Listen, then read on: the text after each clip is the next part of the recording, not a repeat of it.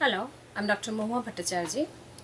We are discussing welfare economics and we are trying to wind up with the third condition and the final one, that is called the efficiency in product mix. The word mix, it indicates that there must be something more than one.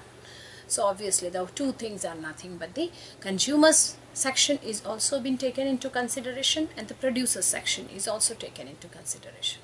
So long we were taking producers separately, we talked about with the basis of isoquant, we have talked about the indifference curves and we talked the consumer separately. Now we are trying to club them together because in the Pareto optimality, we know it's a 2 into 2 into 2 model in which we have to take into consideration the firms, the consumers, and then we have to make them that whatever the firms are producing, that is getting totally exhausted and the consumers are also getting fully satisfied.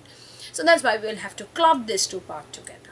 And so with this objective, we will be bringing the production possibility curve and we'll be bringing the indifference curve together. So the production possibility curve, we will be talking about the two goods which we will be producing, which will be produced by the use of the factors, and the indifference curve will be representing the different combination of the goods which the consumers will be preferring, consumers' preference. So with this objective, we see that this is the PP dash is the production possibility curve, which is representing the different goods, the commodity X and Y, which has been produced by using the different factor combinations. And then this IC1 is representing the different combination of the good X and Y, which will be preferred by the individual A and B. So that's why this IC1, IC2 and IC3 are the representative of the indifference curve or the consumer's level of satisfaction. And at this point, we can see that at the point of Q, the production possibility curve is becoming tangent to the indifference curve. So at this point, what is happening? It is the production possibility curve or the transformation curve is something which represents the rate of the change of the good X for Y, or so the rate at which the good X is increased by giving up the consumption of good Y. So that's why the ratio or the slopes represents the marginal cost of X for the ratio of the change of the marginal cost for the commodity X and Y. So this is the that's why it is called marginal rate of transformation of commodity X and Y. So how much of the good X and Y is transformed by using for producing one for the another. So that's why the slope is the MCX is equal to MCY. And we know that the indifference curve slopes is something which is MRS XY is something which represents the equilibrium of the indifference curve is something which is represented by the budget line, and the budget line is something which is representing the ratio PX PY. So the ratio of the change of the price of the good for X to Y.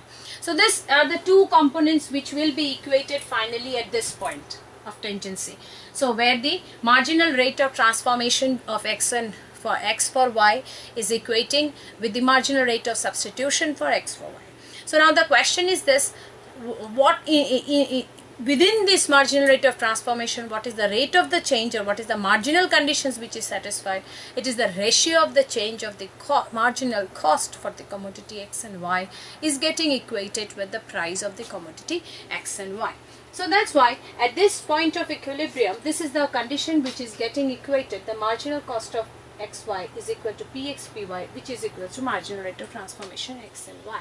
So this is finally the third condition, and which is considered to be the final optimal condition, Pareto optimal condition, and which explains that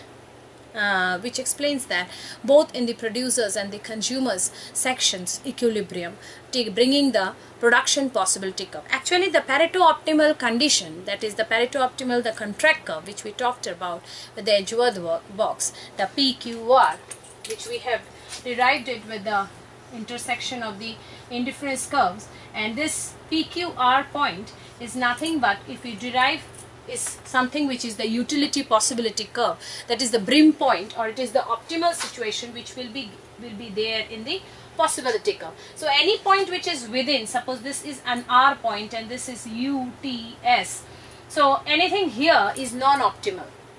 So which we talked about this and in this point, anything where the tangency is not equating, or that it is not coinciding with each other. So this point will be something which will be same as in utility possibility curve within utility possibility curve, because we did not reach the best or the optimal solution point. So in the contract curve, when we reach the optimal situation, so that can be substituted in the utility possibility curve by plotting them on the boundaries. So anything which is outside the boundary is something which is not within the scope of the producers, or not within the scope. So whatever within the resource limited which we have, we will be having, if it is not non-optimal situation, in the utility possibility curve it will be within the possibility curve, and if it is an optimal situation, like it is LTS is nothing but these Pareto optimal situations. So with any reallocation of resources, or with the changes in the consumption of the goods, with any reallocation of the resources, it is possible to move from R to L, or R to T, or R to S. So by this, what will happen? We go from the non-optimal to the optimal state. So this is something which is been discussed by the Edgeworth box diagram, and also with the production utility possibility curve, or with the possibility production possibility curve. The utility possibility curve is something which is derived in a different way, which can be discussed in the separate way, but that is called the grand utility possibility frontier, which we will be discussing. But right now, this is something which can be substituted from the general position in the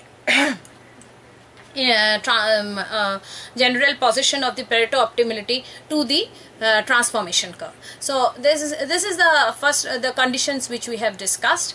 But the second marginal condition of the Pareto optimality is something which is very simple, that all the indifference curve has to be convex to the origin, and the production possibility curve has to be concave to the origin, because in that condition only we will be having a unique solution. Because if any solution has to be gets a multiple equilibrium or multiple solution, then we do not reach any one solution.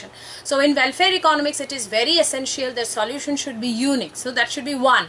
So for that, we need the indifference curve to be convex to the origin, and the production possibility curve to be concave to the origin. So then only we will be tangenting point will be 1. Otherwise, there can be a problem of the multiplant equilibria, which is not a subject matter of the present discussion.